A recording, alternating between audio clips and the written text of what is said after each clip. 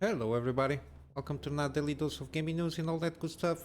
And as always, I also publish on Rumble, on the blogger thing as an archive post, and also on Patreon for extra support and updates here and there on the Twitter X thing there.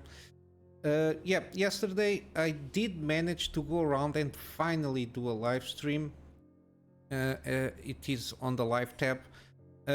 Later, I don't have any urgency here. Later I will do because I had some issues in the live stream because I needed to do some tests here. But yeah, the game was a little bit stubborn on getting around and start. I don't know if it was because of the CPU usage or something like that, or the fact that I didn't play this game for at least a couple of weeks. Is going to try to synchronize and everything is got stuck a little bit on a loop. I will do like an upload of only the captured footage. So it's going to stay here afterwards on the gameplay series, active gameplay series, and it will be just must be, I don't know. I will put like a couple of oh my god, that's trending gameplay there, because this is at the moment is just for testing because I'm in the middle of the game. I think I'm in the middle of the narrative game in terms of missions and everything, so I'm not going to start over. But yeah, because this will serve as a test for me to start as soon as possible to get around and play Elden Ring. I've been keeping myself not playing Elden Ring. It's being a little bit difficult because I really want to start and playing that game, and I want to take advantage of that, starting play the game and getting around and do the live streams there. Again, I'm not sure how I'm going to be managing in terms of scheduling. Any kind of feedback is always much appreciated regarding that. I will try to get around. At least I will might get during the day at my time zone. I'm in the Middle Eastern zone, so it might be a little bit tricky to get a stable stable schedule at the moment. But at least planning to start off on Sundays during the day. I cannot point to any kind of update regarding that sense, but I will always announcing at least with some, like 1 hour, half an hour before starting streaming. I will usually do the updates there on the Twitter thing. But yeah, I managed to get around it. I need to do some extra stuff there to fine tune some like audio levels and everything to my taste. I think that it was maybe a little bit low, but I think between the game sound and my voice, the levels are kind of what I wanted to, but I think I need to ramp up a little bit the audio there. The internet kind of handled the thing. I managed to stream 4K 60 frames. The quality seemed good to me. Again, it's just a matter of feedback. People are watching those live streams. It's a matter of feedback regarding the quality of the stream and everything. Hopefully everything will be good. But yeah, and today we'll start off with our sequence here. It's going to be a Prey episode, tomorrow Fallen Order, and then afterwards it's Monday, so Wednesday it's going to be Mutant Year Zero. Yeah, at the moment this is what I got. Again, I still have to do a channel update. I need to check my agenda and see, because my main issue at the moment is live streams. The rest I've been able to get around and without kind of big issues to do the gameplay recordings. Everything is going good. Even my issue or the doubt that I have regarding the live stream stuff is like the recording the raw footage of the gameplay. I can manage to have enough space to record around 3 hours, 3 to 4 hours. I think it's okay. So I can do the raw gameplay recording with commentary on a separate playlist there. But yeah, not much happening. Today is Monday, of course. Still got some movement here on the GPU side. Supposedly now RTX 4060 Ti 8 GB version, it's dropping to 350, give or take.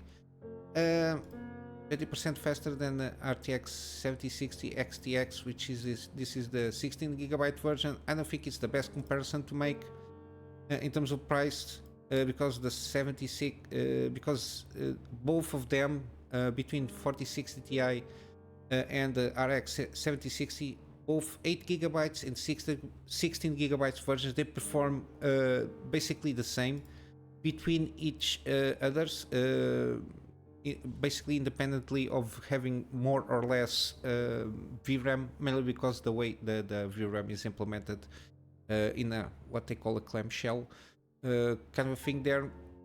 It is basically just adds more capacity. It doesn't increase the speeds of the memory itself. So I think it will be more comparable in terms, mainly because of price to performance. They are a little bit better. The extra VRAM on 4K or high definitions, mainly by just the fact that it needs more VRAM when you increase the resolution or the visual quality of the graphics there. But it's not, it's marginal. But yeah, the fact that it's a little bit lower now, it starts to get a little bit more competitive, especially with the non-XT version of the AMD, which I think it's around 270 kind of a thing. In the article, they don't even talk about that one. Basically, they just want, I don't know what they're trying to go about here, because the RX 7600 XT, even though it's slower than a 4060 Ti, because the 60 Ti it's not the supposedly it's not the direct comparison. It is the 4060. It's the supposedly the comparison between each other, and they are kind of almost in line, between 5% between each other. But yeah, it's not bad that they are lowering the prices. Don't think that I'm not satisfied, but yeah, the fact that they are comparing a 16 GB version, even though it's like extra performance, supposedly 20% faster for $15 more, but at this price point, $15 more, I think it's around 5 to 10% more. In terms of price, I'm not sure, but it's very close. It's getting a little bit closer. Hopefully, during this February month, we will see some more adjustments in the high end, and hopefully will start trickle down a little bit, because we are for sure going to see like the 7800 XTs and the 7700 XTs, and then the 4070s trying to align themselves better with the higher also AMDs, because the 7900 XTX is starting to slow down to lower down their prices. It will adjust a little bit more, be more competitive with the 4080 Super, which is replacing basically the non-super version of the 4080. We will see for sure a little bit more lowering. I assume is they are going to try to aim around 20% cheaper than the 4080 Super. So aiming, I think, as I said, I think 850 is not a bad price. They are around 900 and something, in the low $900, if not mistaken. And with that, it will start to pressure in terms of price to performance the other GPUs that were around that 700s to 800 something there, mainly the 4070s. 4070 Ti Super will start to feel the pressure regarding the 7900 XTX and the 7900 XT, which is I think the 7900 XT is more in line with the 40. It might get I think it goes head to head with the 4070 Ti Super, if not mistaken. So let's see how it goes, and if they lower too much the 7900 XT around the 600 or so, 650, I think. I think it will start to be very difficult for NVIDIA to maintain their prices there. But yeah, because those high-end AMD GPUs are selling quite well comparatively with the NVIDIA counterparts because of the price difference. But yeah, it is what it is. Again, check your market, your specific market regarding that. But yeah, always taking into account checking reviews to have a better idea. And then again, taking consideration your specific use regarding of the GPU. Again, lower end, I think the cheaper usually the better. Like, but it's not always the case, because the fact that they can NVIDIA has supposedly all DLSS free to all GPUs and everything, you're not going to take a huge advantage. And even the fake frame stuff, you're not going to take huge advantage on that front in the very low end SKUs like the 4060s, and on the case of AMD, the 7600s, non-XTs version, non-TI versions, all the basic models, you're not going to take a lot of basically advantage. And the fact that they are basically focusing a lot on the high the newer SKUs and everything. The previous iterations, you still have, if you can find the 6700 XT, it's still an excellent performance at the price point that usually is, and in terms of price, it still goes around $300-ish. It performs way better than the 4060 Ti and the 7600s and XTs. It doesn't perform that in terms of 4K. I don't think it's good to compare it to 4K. Like even in 4040p, it goes head to head with the 4060 Ti, which is supposedly way better performance than the 7600. But yeah, I think still if you can find it, I think it's a better option at this price point. If you find it around the $300, I think it's usually almost a flat 300 if not mistaken. But yeah, a lot of stuff, things are starting to get a little bit more interesting in the low end.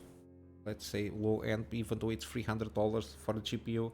But yeah, well, the GPUs that are below like 250, they're not good. The 4050s and the 40s, I think it's the 40s 50s that launched like recently. It's a shit show.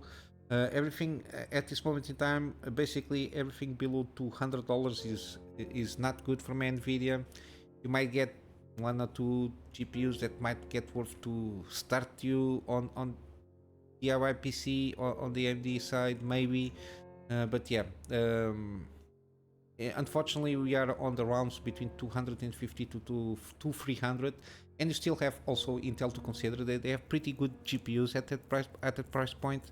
The 7070, even if it is an 8GB version, is still a pretty decent choice there. But yeah, we have to wait at least 1 month for the market to start stabilize a little bit more on the price side of things. And yeah, take my advice and study, check reviews, compare it between each other for you to decide the best option for you at this moment in time. It's not worth to wait 1 year to check if the price is going to increase or not. It's not worth it. Take the best what you have on the market now, compare it between all options that you have available for you, and then pull the trigger there. At this moment in time, it's the best advice that I can give you. Regarding other stuff here, still with GPUs, supposedly again, this will always going to happen. The 4090 stuff, they are getting around regarding obtaining these GPUs.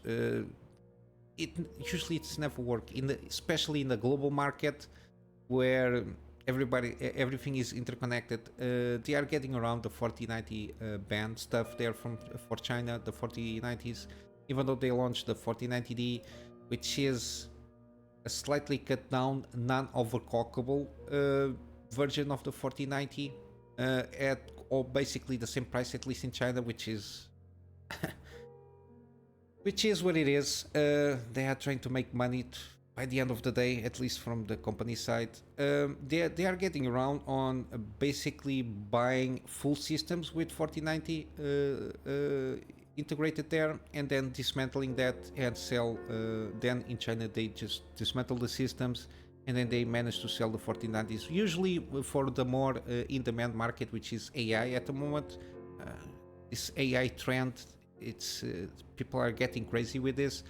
But yeah, we've got an example here, a buyer that bought off 20 pre-built systems from a Taiwanese-based retailer in Taipei. Usually the average price was around $4,500, give or take. And of course the $1,600 just for the GPU itself, but still they are making money out of this, of the price difference, mainly because of the I imagine small companies or some individuals that really desperately want the 4090 mainly for AI purposes. They just are buying whatever price they can get, because usually they tend to make money out of using these GPUs. That's why they can take the chance of sometimes triple the price. They just don't care, because they, by the end, they are going to do money out of the fact that they're using these GPUs. In this, it's like the case with the mining stuff, because people will make money out of mining at the time that they were buying the GPUs. They don't care if they pay like double or triple the price, as long they just want the performance to be top notch, so they can start making money out of the fact the investment they made. And this is basically the same for AI, again, with the apps and the stuff, and selling the service as a server, I suppose, in terms of processing AI stuff there. It's my guess there. But yeah, because even in other markets it affects other markets, because if NVIDIA sees that they are selling triple the price of the MSRP on other countries, they just ramp up, as we saw. Usually, as you can see, 4090s, this is new egg, it's always around $2,000, the 4090s, which is a lot. As you can see, it's like $2,000 or more for the 4090. Yeah, it's a shame. Even though this is a Hello product, you get good performance for again, 7900 XTX and 4080s are more than good enough for you to play stable 4K 60 frames per second in basically all games. You have like DLSS or even FSR if you really want to push a little bit more.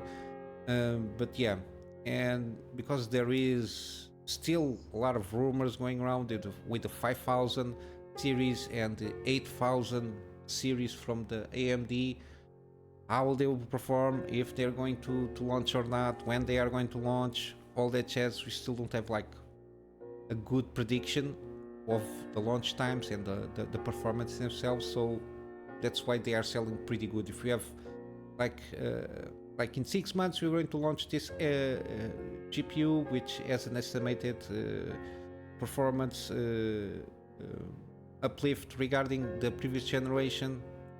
When we start to see those kind of news, for sure we will start to see even more prices coming a little bit down, and at least stay in the case of 4090 in the MSRP area. Even though I think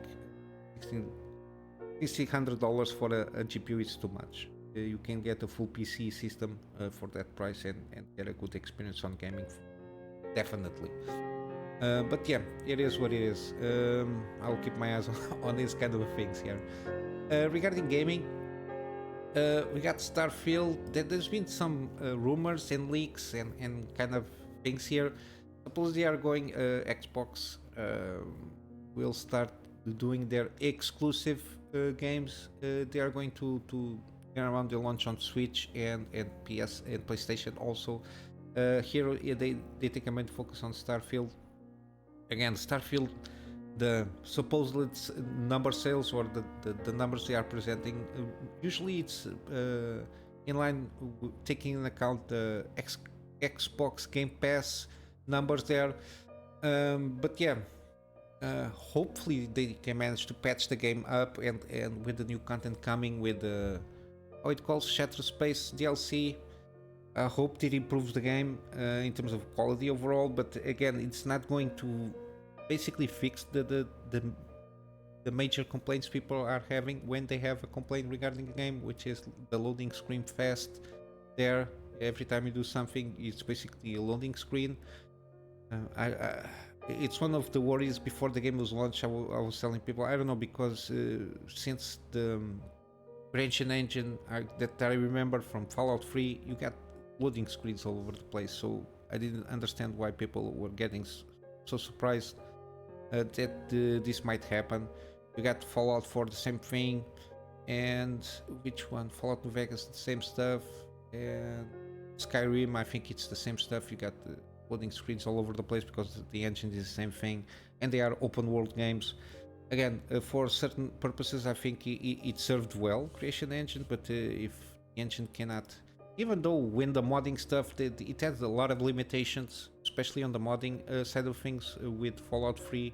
It was a previous iteration but of the engine itself, but a lot of limiting issues regarding modding, like the memory capabilities of handling like certain amounts of assets and everything. It was a little bit tricky. I think they improved with Starfield, but yeah, the fact that they, I think, yeah, even though in terms of visual quality, it's pretty good. It's an overall upgrade there, but it's how the flow, especially in a supposedly immersive game as Starfield supposedly is, having that immersion breaking thing of the loading screens, I think it's what drags people down after playing a while the game. I think that's the main complaint that people have. The systems there are kind of the same systems that Bethesda used from what I've been seeing, what I've been reading. So yeah, if you like Skyrim in space or the idea of that, it's basically what it is, Starfield, from what I perceive of what the game is. But yeah, and of course the mods improved a lot the gameplay experience there. But yeah, regardless that, basically from these rumors, they think they can. They think no, they supposedly are going to introduce, for example, Rush, which is a good seller and an excellent game, a rhythm game. It's a pretty good one, even though it's not a genre for me. And Sea of Thieves ports for PS5, for PlayStation, but yeah, it was bound to happen. Mainly because they want to sell games. If you want to sell games, you cannot lock yourself in your platform when you have a big footprint from the competition, especially from PlayStation. And to a certain degree, in certain cases, for example, Hi-Fi Rush and Sea, I think they play well on a Nintendo console. So I think it's more sales, even though they have to give a cut to the platform holders. It's sales they are making, and by the end of the day, it's more money in their pockets. It's what they want. By the end, at the end, deep down, it's what they want: money, money, money, money.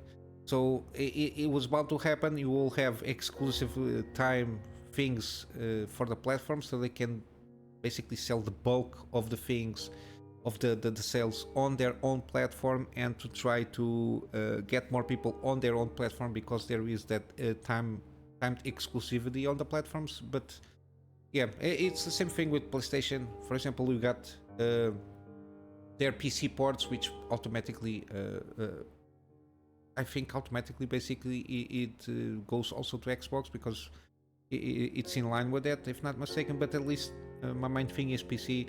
We got the Horizon Zero Dawn, we got Days Gone, we got the God of War stuff there. That it was exclusive to PS to PlayStation, and the ports are being good.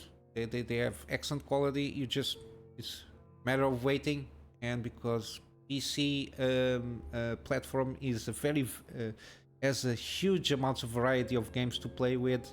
While we wait for those PC ports, time is on our side in that regard, because they now see that PC is a huge platform where you can make a lot of sales.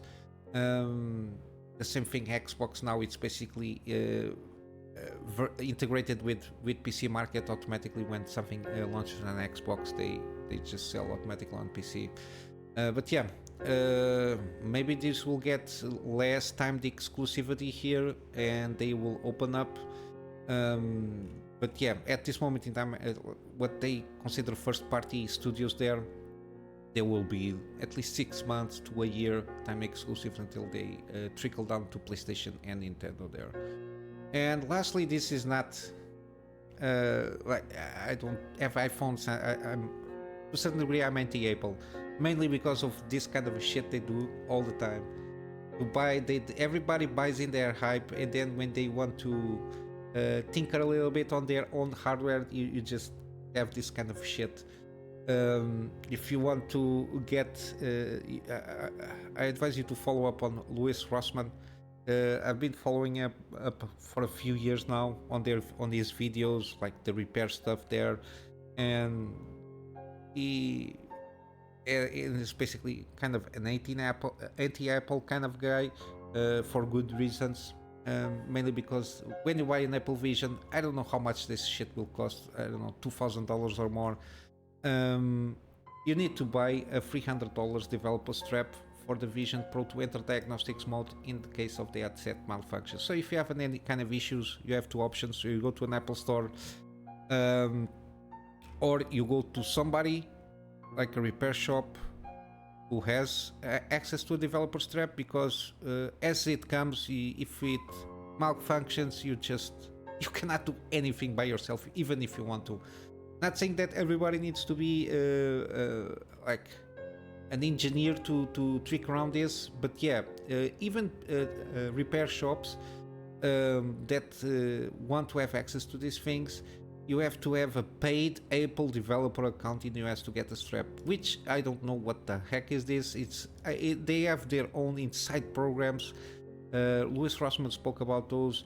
When they were repairing like laptops and such, they try to get the parts that they needed, and it's a huge mess to try to get around.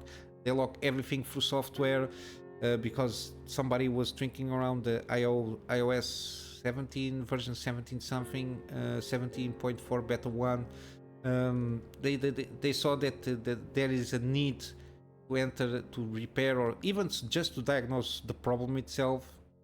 You just need to buy a strap that costs $300, which is this kind of cloth thing, which the main thing that it has is just like a connection of a USB kind of a dongle to be connected to a PC, or an Apple PC, not a PC, but an Apple PC. So yeah, $300 developer strap.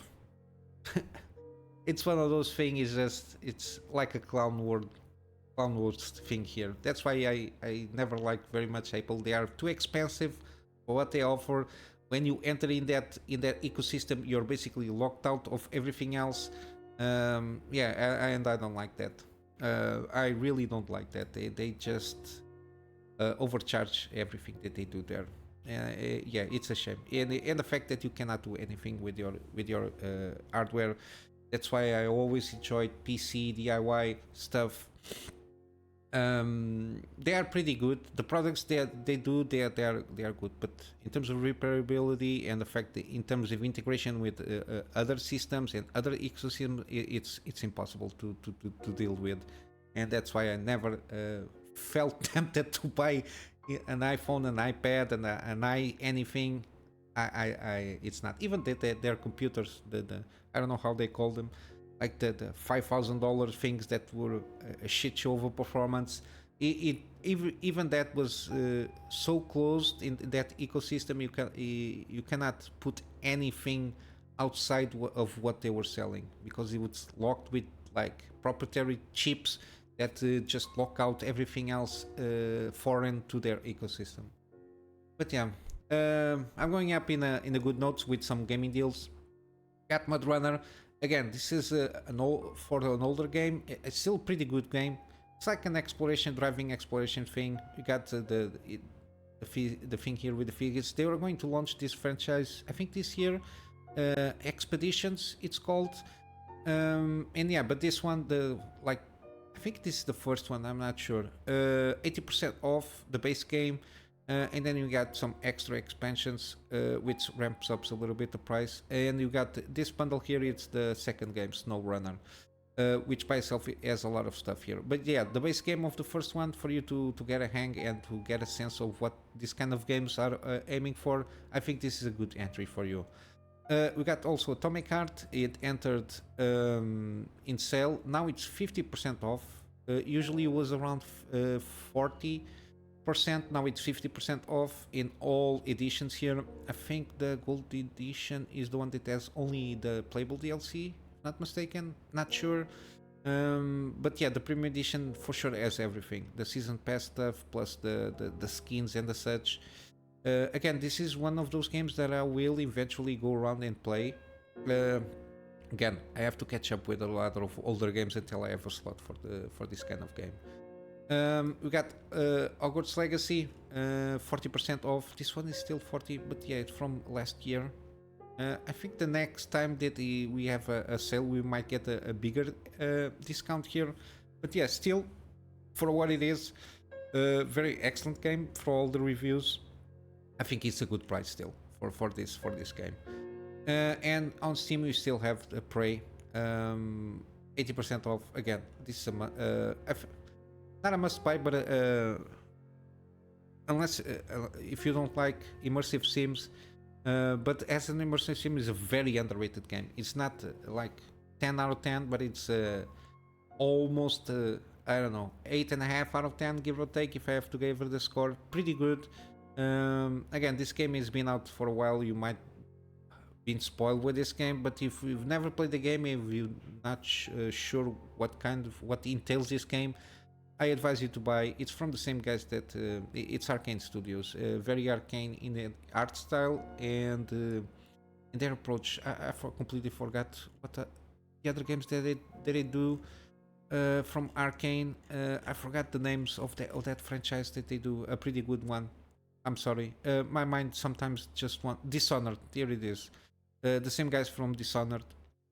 Again, this is a pretty good. The name is not what the game is. The name of the game is not what the game is. But yeah, it's a pretty good game. Again, I managed to. I'm still doing a gameplay series on this one. It's an active gameplay, and I'm enjoying a lot this game.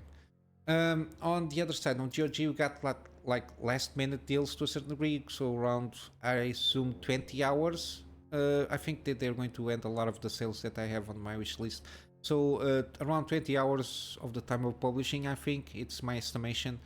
Alien Isolation, 75% off. It's one of those that will be returning here to play again. I quite enjoyed this game. I wanted to try out to see how it goes in 4K. We got Control Ultimate Edition, 75% off. Also, always the same price, around $10. The Ultimate Edition, $10. It's the best that you can find so far. We got Days Gone, one of those PC ports, very good one. Also, I think this is one of the other underrated games that people didn't play too much on PlayStation, but the PC port, I think it's an excellent one. 75% off also. Got Deus Ex Human Revolution, 85%, $3, and Mankind Divided, 85% also, $6 and something. This is the digital deluxe edition, that's the DLC stuff, so it has everything there. Again, it's a shame that Embracer is not doing the revival of the franchise, because I think this can be... The game is already pretty decent and can be improved a lot if they decided to revive the goddamn franchise.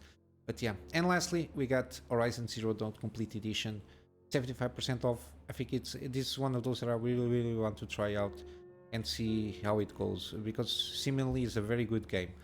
And yeah, basically that's it for today, guys. Again, I will try to get around, I don't know, between today, tomorrow, or something. During this week, for sure, I will bring up a more in-depth channel update with more precise information of what I intend to do, especially on the live stream front, because I quite enjoyed having those like 2 hours and a half, give or take, almost 3 hours straight, just playing. Again, I didn't have because I think it was about the timing, the schedule of the stream itself, and I need to again be more consistent so I can bring up more people to interact with. But yeah, I think my setup is pretty good. I just need to do some corrections there on the OBS side of things. But yeah, I think I'm pretty good to start a more consistent live stream. I don't know, streaming schedule. I don't know. We'll have to see.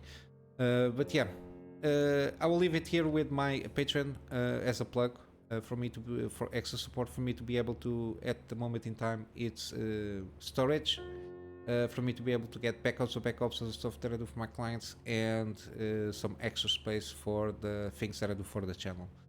And yeah, basically this is it, guys. I hope you have a wonderful day, and I'll see you in the next one. So until then, Kunamy Master out.